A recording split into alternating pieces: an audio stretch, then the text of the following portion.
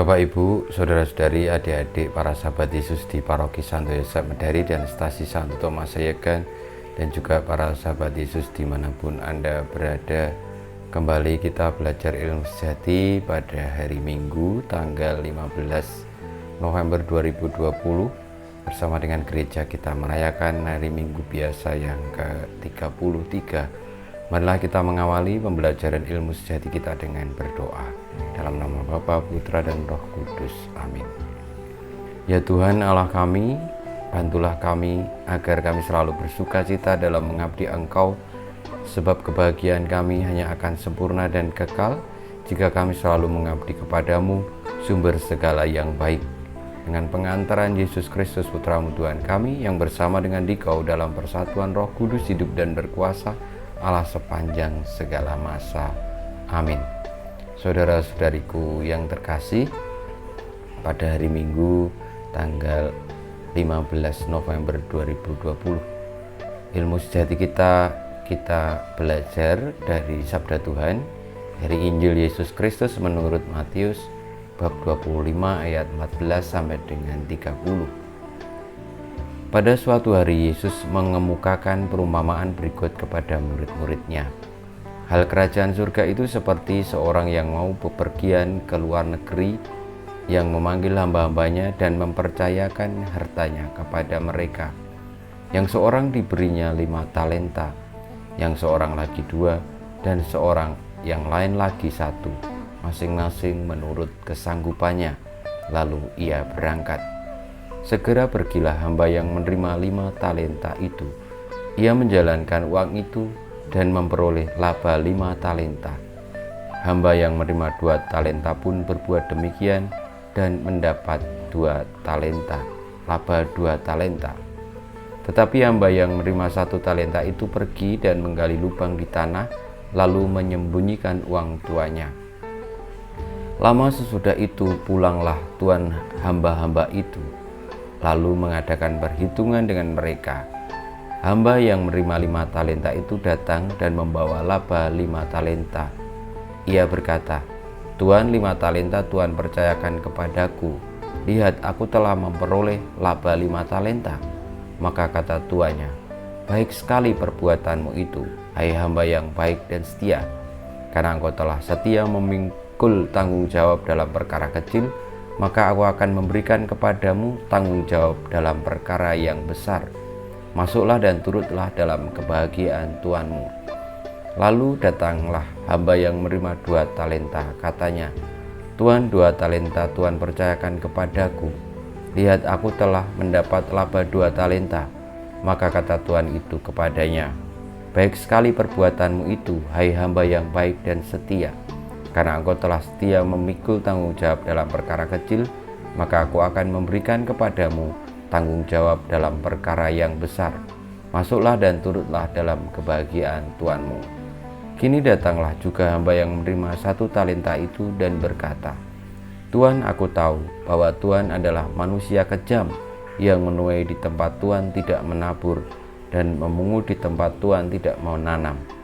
Karena itu aku takut dan pergi menyembunyikan talenta Tuan di dalam tanah. Ini terimalah milik Tuan."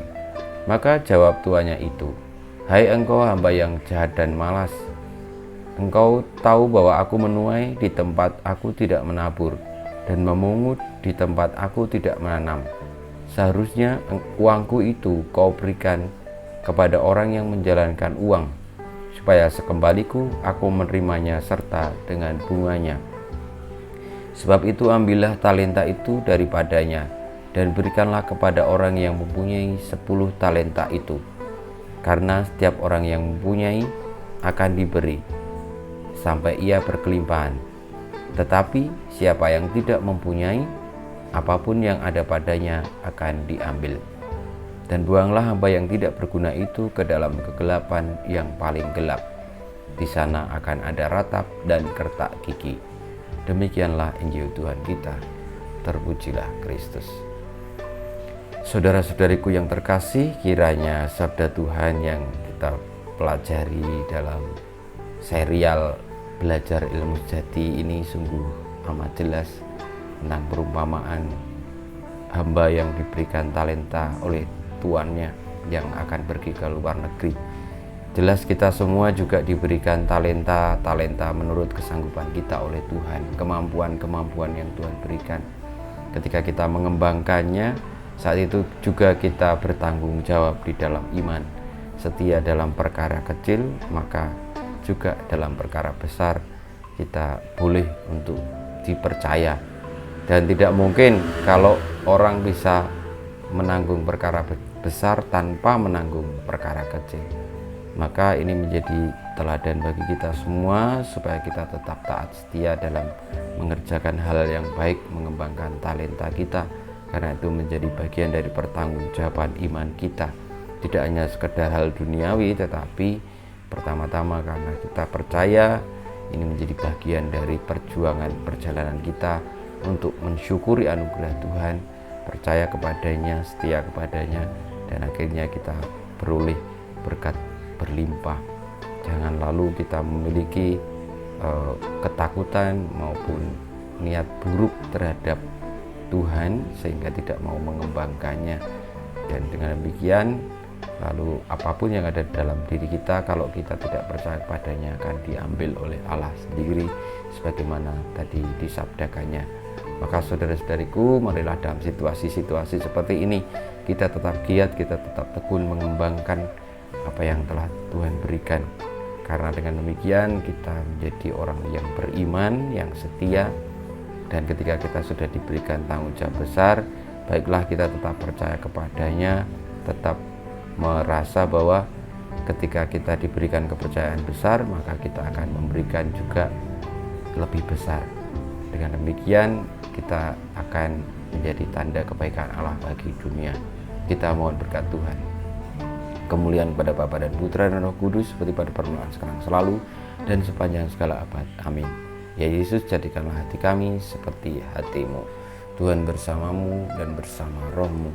Kita semua hidup kita, karya-karya kita, perjuangan kita untuk bertanggung jawab dalam iman, mengembangkan talenta kita karena wujud syukur kepada Allah demi keselamatan sesama dan juga kemuliaan nama Tuhan senantiasa dibimbing, dilindungi, diberkati oleh Yang Maha Kuasa, Bapa, Putra, dan Roh Kudus.